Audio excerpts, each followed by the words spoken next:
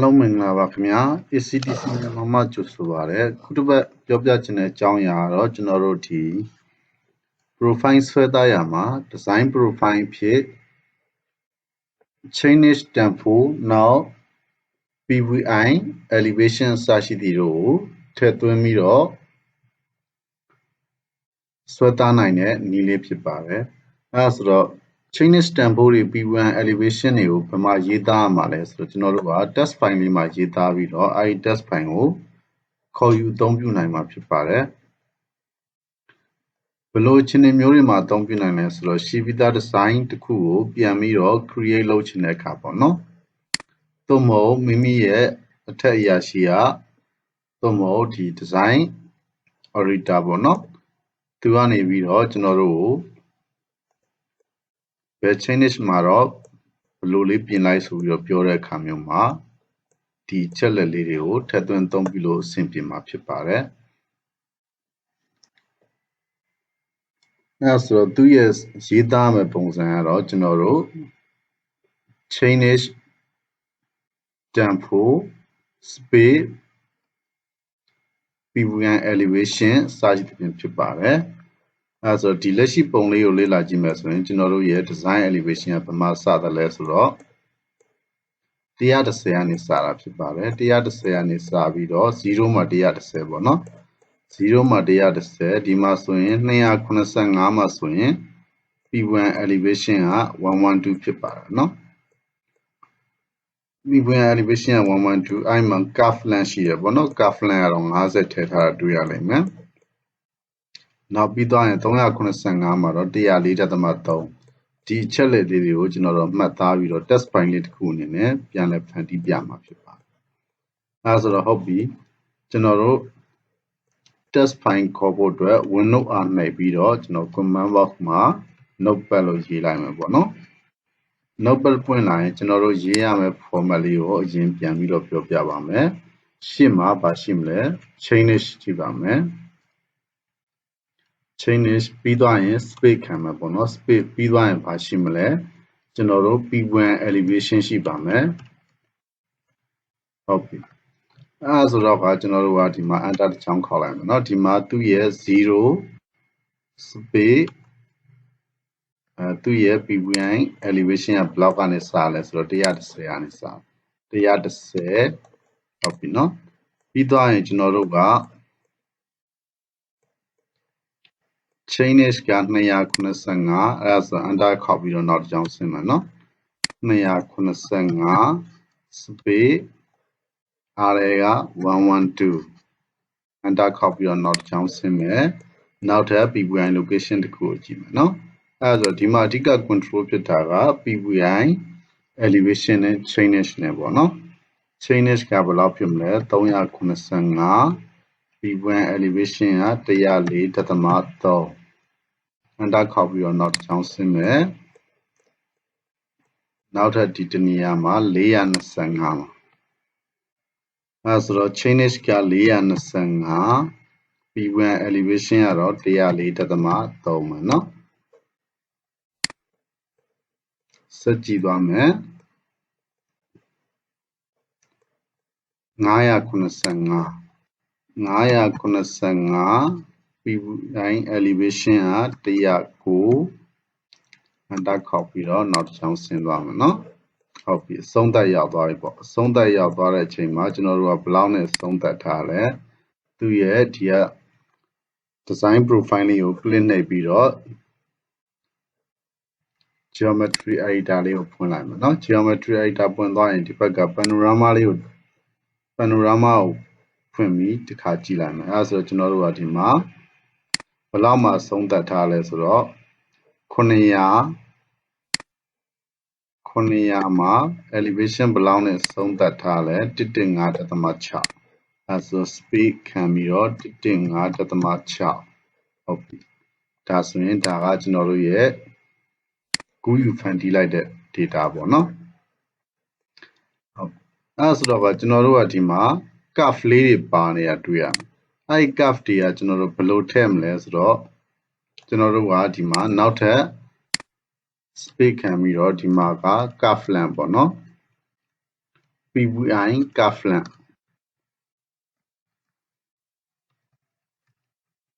Kaflan အနေနဲ့ထည့်လို့ရပါတယ်ဟုတ်ပြီအဲ့ဒါဆိုတော့ကကျွန်တော်တို့ကဒီမှာ2.5.2 2.5.2 2.5.2မှာကာဖလန်က50ပေါ့နော်ဟုတ်ပြီဒါလေးကိုပဲကျွန်တော်တို့ကအရင်သုံးကြည့်မယ်နော်ကျန်တဲ့ဟာလေးတွေကိုကျွန်တော်တို့ပြီးမှဆက်ထည့်ပြမယ်ထားပါတော့အကုန်ထည့်လိုက်တာလည်းကောင်းပါတယ်နော်အဲဆိုတော့50အားလုံး50စီထည့်လိုက်ပြီပေါ့နော်အဲဆိုဒီမှာကြည့်လိုက်တော့ကာဖလန်က50တွေပဲသုံးထားတာတွေ့ရမယ်အဲဆိုတော့အကုန်50စီထည့်လိုက်ပြီနော်ဟုတ်ပြီအဲဆိုတော့ဒီရှေ့ရဟာလေးကဒါလေးကမလိုအပ်တော့ဘူးဆိုတော့ကျွန်တော်ဒါကိုဖြတ်လိုက်မယ်ပေါ့နော်ပြီးသွားရင် file save as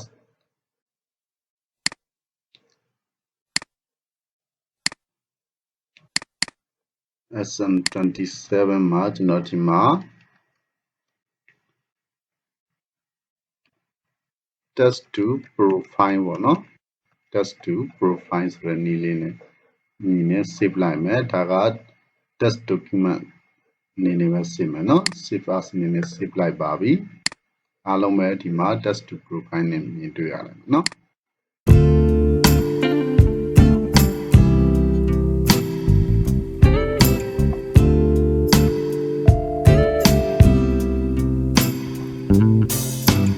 ဟုတ်ပြီအဲ့ဒါဆိုတော့ကျွန်တော်ဒီက profile view လေးမှာတစ်ချက်ကြည့်ကြည့်မယ် profile view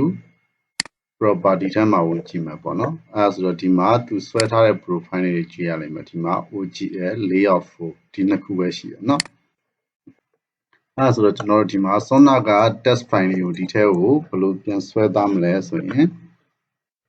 create design panel မှာ profile ကိုသွားလိုက်ပါမယ် profile ကိုသွားပြီးတော့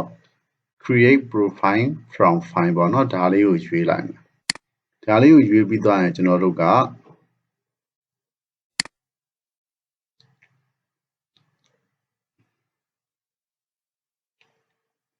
ကျ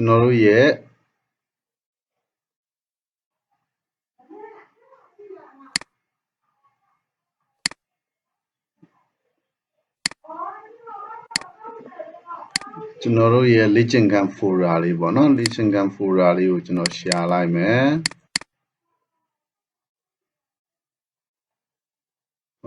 document ထဲမှာဖြစ်မှာနော် document ထဲမှာ SM27 ဟုတ်ပြီဒါဆိုရင်ကျွန်တော်တို့ဒီမှာ test to profile ဆိုတဲ့ test file လေးတွေ့ပြီเนาะဆောင်းတာကျွန်တော် save ထားတဲ့ test file မှာပဲအဲဒါလေးကျွန်တော် open လုပ်လိုက်မယ် open လုပ်လိုက်တာနဲ့ကျွန်တော်တို့ကဘယ် alignment မှာဆွဲသားမလဲပေါ့เนาะတစ်ခုမကရှိရင်ဒီမှာရွေးသားလို့ရမယ်ဒီမှာတော့တစ်ခုပဲရှိလို့ဒါပဲပေါ့เนาะနောက် alignment အမည်ပေးလို့ရမယ်ဒါကကျွန်တော် test to profile ဆိုပြီးတော့ရေးလိုက်မယ်เนาะ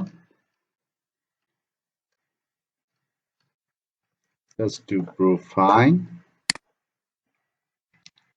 view အဲ့လိုပဲပေးလိုက်မယ် profile label self ကျွန်တော်တို့ဒီမှာ no label ရွေးမလား basis ရွေးမလားမိမိအသုံးပြုချင်တဲ့အချိန်ရွေးလို့ရအောင်เนาะ basis ပဲရွေးထားလိုက်မယ်နောက် profile style လည်းရွေးသားလို့ရမှာเนาะ basis existing proposed design existing ground left sample right sample စသဖြင့်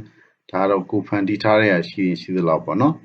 အဲဒါဆိုတော့ကျွန်တော်တို့ကဒီမှာ basis propose အနေနဲ့ရွေးလိုက်မယ်ပြီးသွားရင် okay နှိပ်လိုက်မယ်ဟောအဲ့မှာကျွန်တော်တို့ကဘာတွေ့လဲဆိုတော့ station က900ပေါ့နော် either outside of the baseline limit or within gap created by station equation အဲ့ဆိုကျွန်တော်တို့ရဲ့ profile view က900အထိမရောက်ဘူးကျွန်တော်တို့ရဲ့ profile view က900အထိမရောက်ဘဲနဲ့တိုးနေတာတွေ့လိမ့်မယ်အဲ့ဒါဆိုတော့ဒီ profile view ရဲ့ပြင်ဘက်ကိုကျော်နေတယ်ဆိုပြီးတော့ပြောတာပေါ့နော်အဲ့ဒါဆိုတော့ကျွန်တော်ကဒီမှာ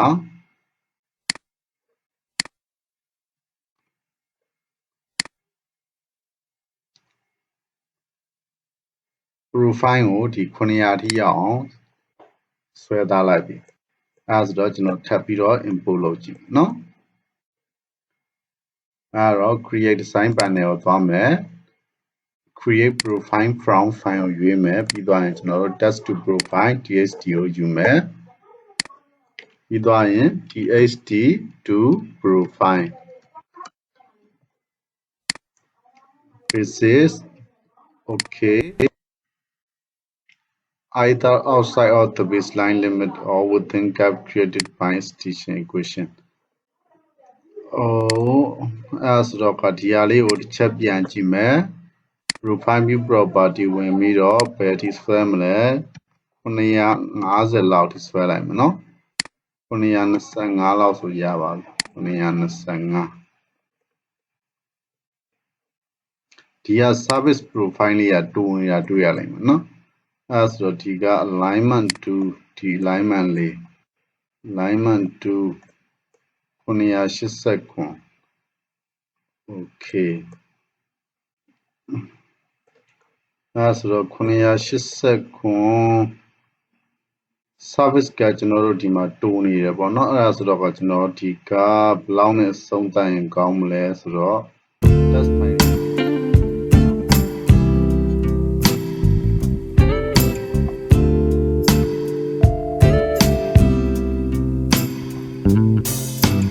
test file ကိုကျွန်တော်ပြန်ပြင်လိုက်မယ်685မှာပဲဆုံးတတ်လိုက်မယ်နော်114.28နဲ့ဆုံးတတ်လိုက်မယ်အဲ့ဒါဆိုတော့ခါ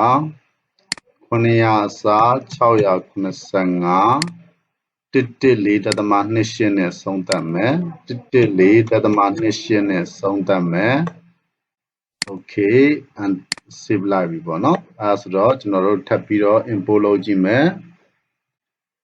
create design panel ထဲက profile ကိုသွားမယ် create profile from file ကိုယူမယ်ပြီးသွားရင်ကျွန်တော်တို့ရဲ့ desktop profile ကိုရွေးပြီးတော့ open နှိပ်လိုက်ပြီးသွားရင်ထုံးစံအတိုင်းနာမည်ပေးမယ် service profile style にရွေးမယ်ပေါ့နော် tst2 profile ပြီးသွားရင် okay နှိပ်လိုက်ဒီတစ်ခါကျတော့ကျွန်တော်တို့က cover ဖြစ်သွားပြီပေါ့နော်အဲဒါဆိုတော့ဒီမှာ685မှာအဆုံးသတ်သွားပြီကျွန်တော်တို့ရဲ့ရလာတဲ့ profile လေးကိုဒီမှာဆင်ပြေပြေမြင်တွေ့ရမယ်เนาะဒီမှာ curve တွေပါထည့်ထားပြီးသားတွေ့ရမယ်เนาะဟုတ်ပြီအဲဆိုတော့ကျွန်တော်တို့ကသူ့ရဲ့ format ပုံစံလေးကိုပြန်ရှင်းပြမယ်ဆိုရင်ကျွန်တော်တို့ကဒီမှာပထမဆုံးဘာရှိမလဲ chainage ရှိမယ်ပေါ့နော် chainage ကိုကျွန်တော်တို့ကသူ distance ကိုပဲဆိုလိုပါတယ်ကျွန်တော်တို့ chainage သင်္ကေတထည့်စရာမလိုဘူးပေါ့နော်ဆိုလိုချင်တာက plus သင်္ကေတတွေထည့်စရာမလိုဘူးပြီးသွားရင် space ခံမယ် chainage space ပြီးသွားရင် PVI elevation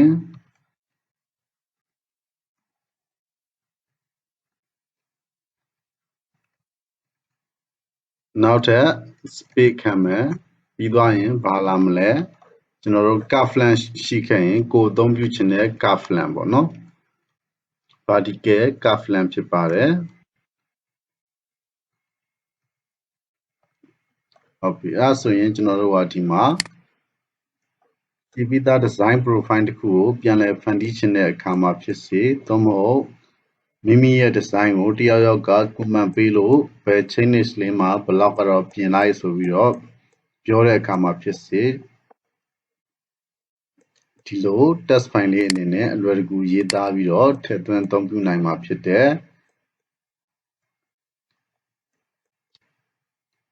နောက်မူရင်း design ကိုကျွန်တော်တို့မပြင်သေးဘဲနဲ့ဒီ test file လေးကနေဖန်တီးပြုလုပ်လိုက်တဲ့ profile လေးကိုဆွဲသားပြပြီးအတည်ပြုချက်ယူပြီးသွားရင်မူရင်း design ကိုဒီဟာနဲ့ပြောင်းပြီးတော့ပြန်ပြင်လိုက်ရင်တခါတည်းအဆင်ပြေပြေနဲ့လုပ်ပြီးသွားမှာပေါ့နော်အဲဒါဆိုတော့ဒီဟာလေးကိုမိမိတို့ဉာဏ်ရှိသလိုအသုံးပြုနိုင်ပါတယ်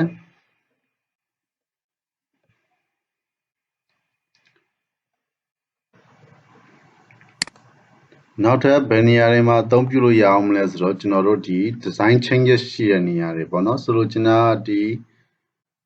ကိုနားမှာအကြောင်းမျိုးမျိုးကြောင့်မိမိပေးထားတဲ့ design တိုင်းမဟုတ်ဘဲနဲ့ပြောင်းလဲသွားတဲ့နေရာလေးတွေဆိုရင်ကျွန်တော်တို့က change like သူ center profile လေးတွေကောက်လာခဲ့ရင်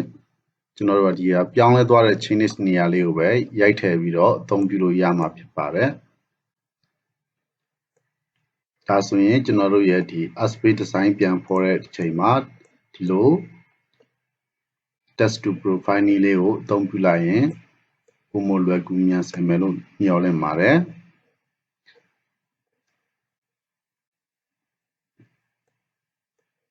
ဒီအကြောင်းလေးကိုပြောဖြစ်သွားတာလည်းကျွန်တော်တို့ဒီမှာ